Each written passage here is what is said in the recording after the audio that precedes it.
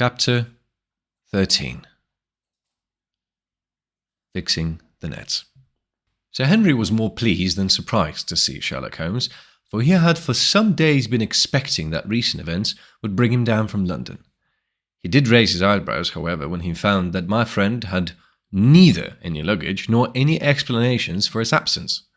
Between us, we soon supplied his wants, and then over a belated supper, we explained to the baronet as much of our experience as it seemed desirable that he should know.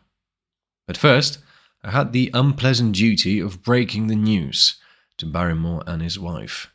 To him it may have been an unmitigated relief, but she wept bitterly in her apron. To all the world he was the man of violence, half animal and half demon. But to her he always remained the little wilful boy of her own girlhood, the child who had clung to her hand. Evil indeed is the man who has not one woman to mourn him. "I've been mopping in the house all day since Watson went off in the morning," said the baronet. "I guess I should have some credit, for I have kept my promise. If I hadn't sworn not to go about alone, I might have had a more lively evening, for I had a message from Stapleton asking me over there." "I have no doubt that you would have had a more lively evening," said Holmes dryly. "By the way, I don't suppose you appreciate that we have been mourning over you as having broken your neck?" Sir Henry opened his eyes. "How was that? This poor wretch was dressed in your clothes. I fear your servant who gave them to him may get into trouble with the police." "That is unlikely. There was no mark on any of them as far as I know. That's lucky for him. In fact, it's lucky for all of you, since you all are on the wrong side of the law in this matter. I'm not sure that as a conscientious detective my first duty is not to arrest the whole household. Watson's reports are most incriminating documents." How about the case?" asked the baronet. "Have you made anything out of the tangle? I don't know that Watson and I are much the wiser since we came down. I think I shall be in a position to make the situation rather more clear to you before long.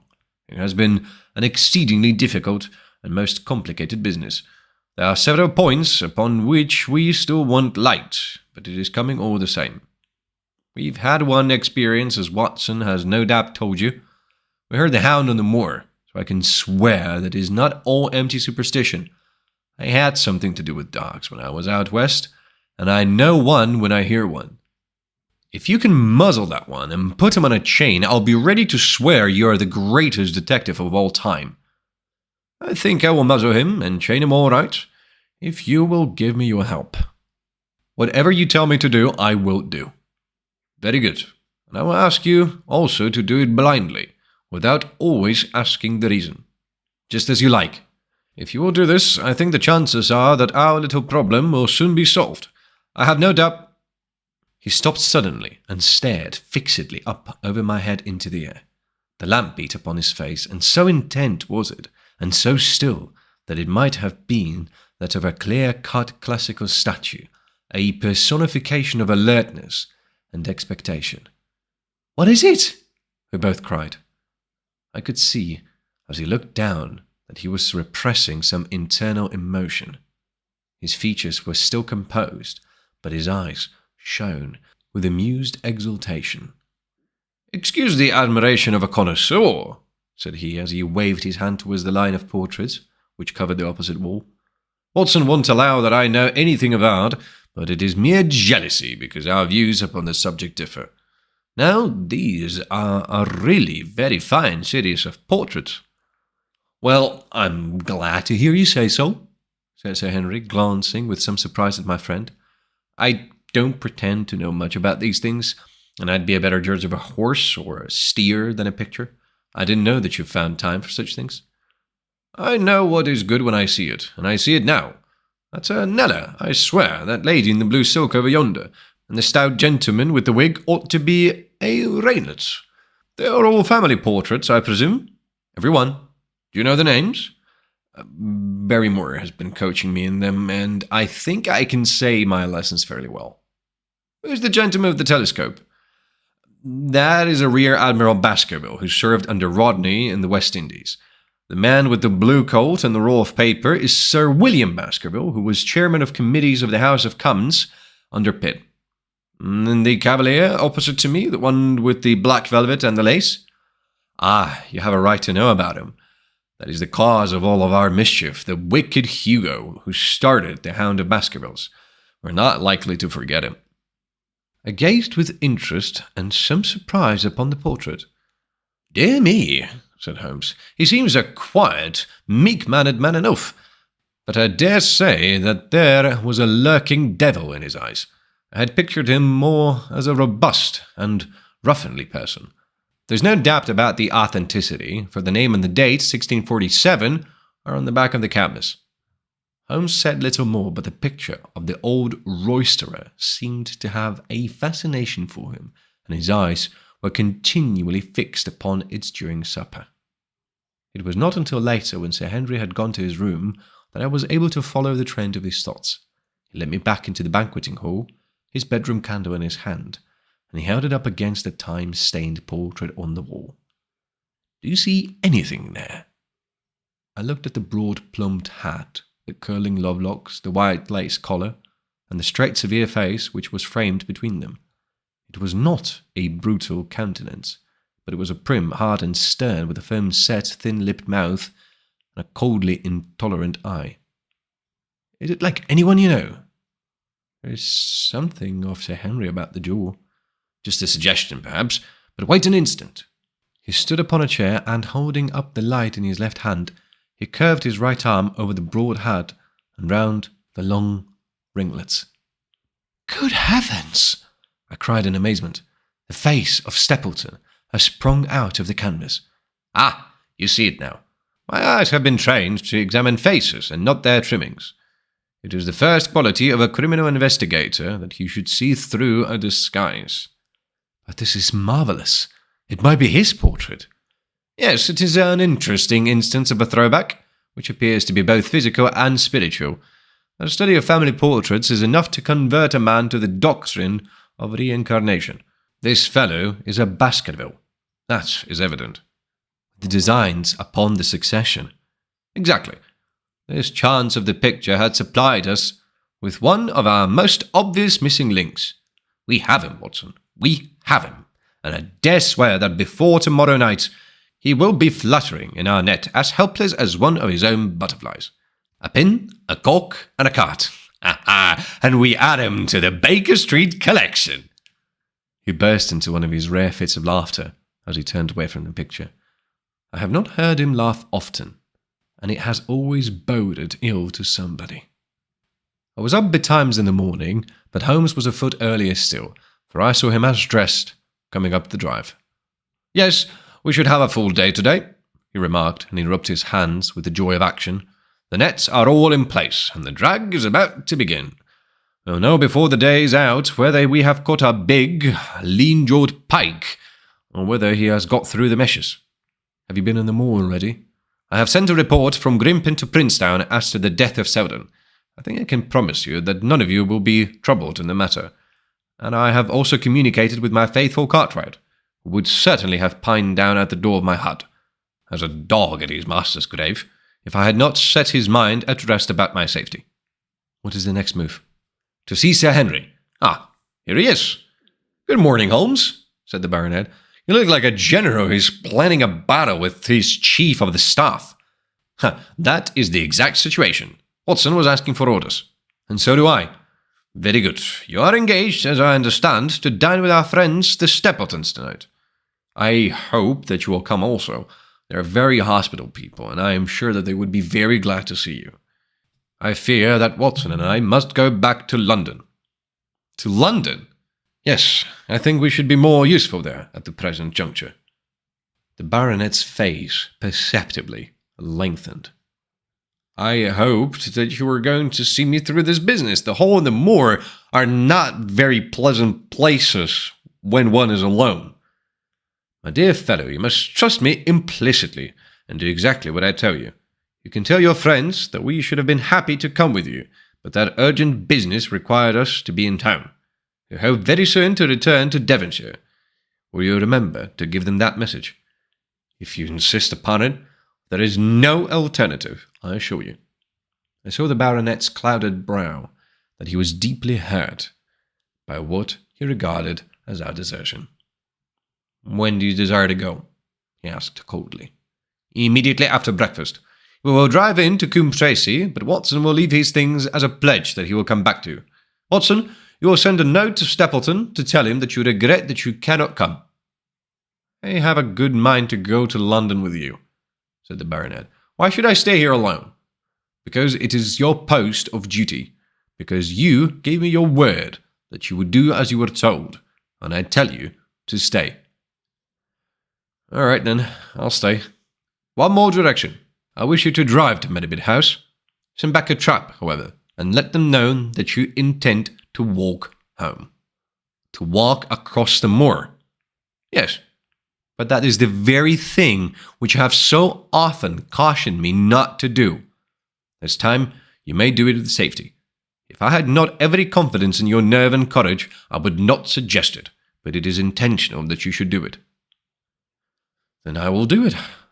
And as you value your life, do not go across the moor in any direction save along the straight path which leads from Medipit House to the Grimpen Road, and is your natural way home. I will do just what you say. Very good.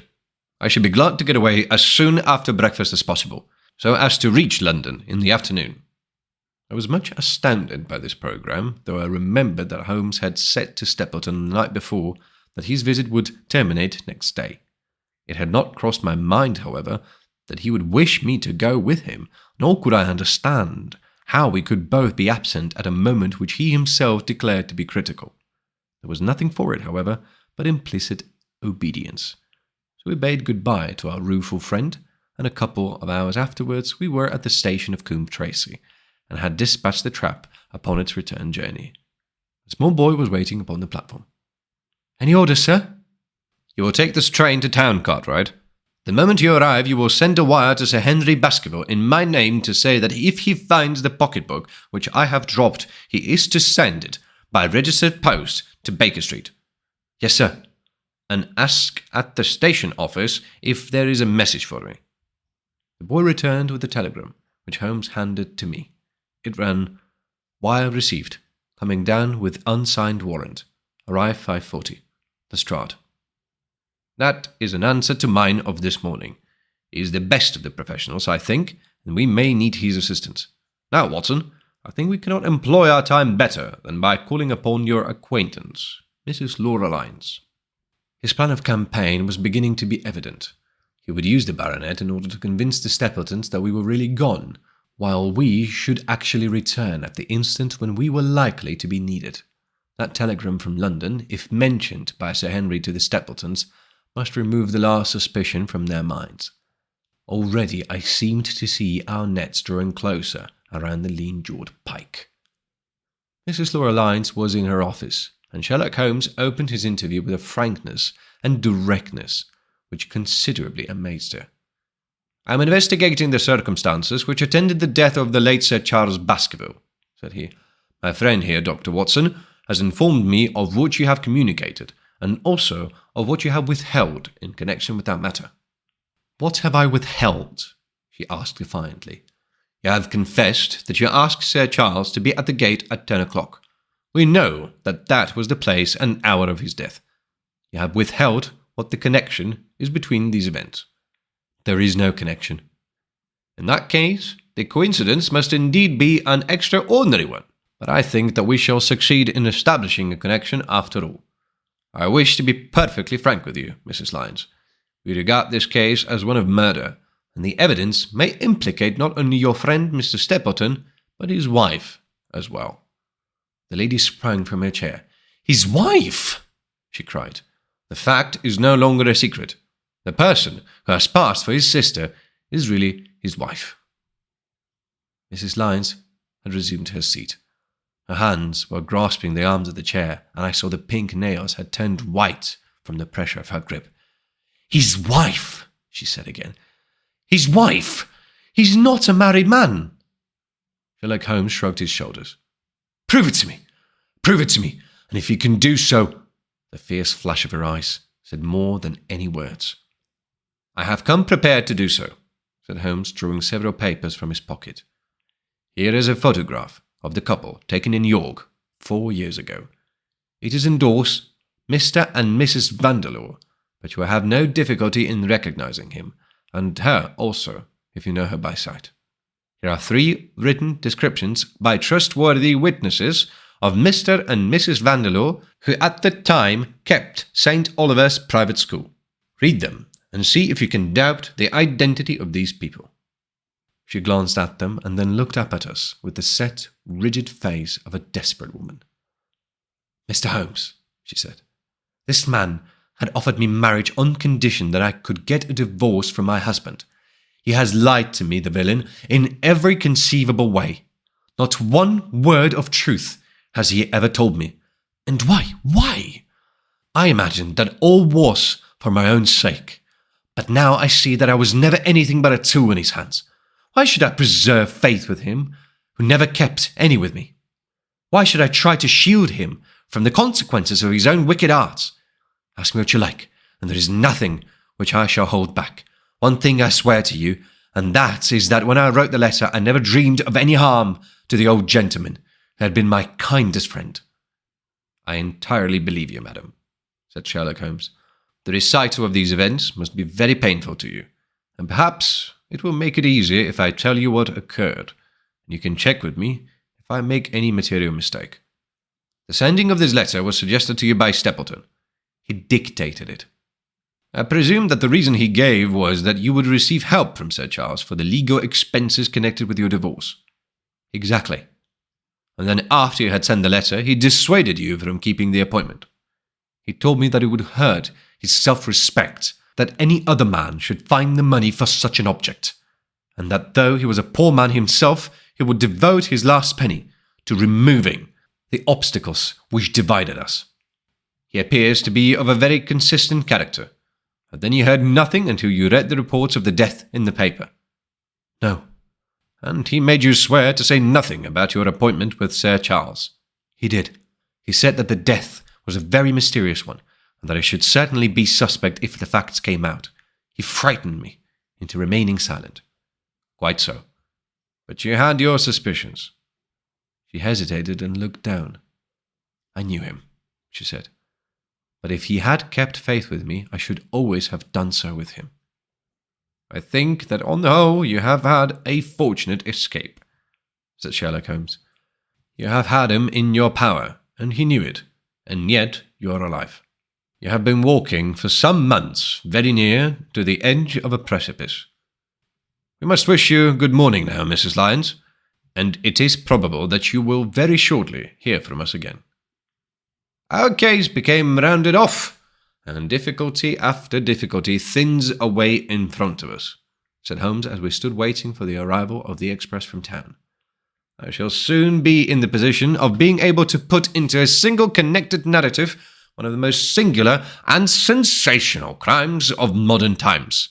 Students of criminology will remember the analogous incidents in Godno in Little Russia in the year 66, and of course they are the Anderson murders in North Carolina.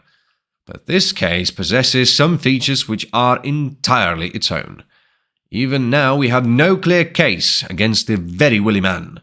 I shall be very much surprised if it is not clear enough before we go to bed this night."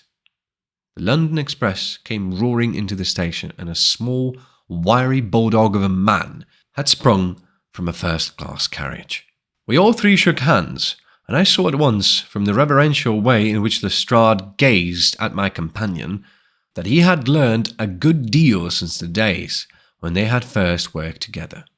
I could well remember the scorn which the theories of a reasoner used then to excite in the practical man. "Anything got?" he asked. "The biggest thing for years," said Holmes. "We have 2 hours before we need to think of starting. I think we might employ it in getting some dinner, and then, Lestrade, we will take the London fog out of your throat by giving you a breath of a pure night air of Dartmoor. Never been there? Oh, well, I don't suppose you will forget your first visit."